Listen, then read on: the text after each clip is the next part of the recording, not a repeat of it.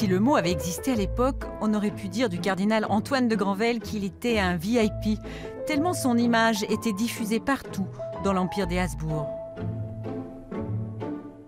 On parle de 30 reproductions sur des médailles, mais également de peut-être 600 représentations d'Antoine de Granvelle. Les grands modèles, on les connaît, ils ont été déclinés des dizaines de fois par des petits maîtres pour les diffuser ensuite auprès des proches.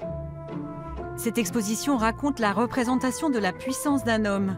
Diplomate au service de l'empereur Charles Quint puis de son fils Philippe II, Antoine de Granvelle a accumulé honneur et richesse tout au long de son existence. À la Renaissance, la Franche-Comté appartenait aux Habsbourg, un empire qui encerclait la France. Il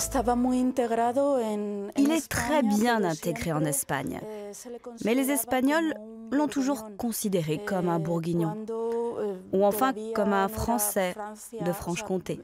Il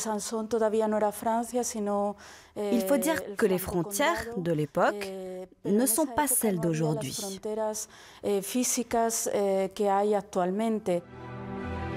Les musées et bibliothèques de Besançon ont sorti leurs trésors, comme cette pompe funèbre, 34 planches qui détaillent un cortège en hommage à Charles Quint. Ce siège d'église aux armoiries du cardinal vient lui de Bruxelles et ses estampes satiriques ont été prêtées par Amsterdam.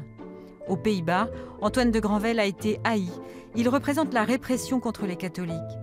Les siècles passent et la légende noire cède la place à une postérité désormais française.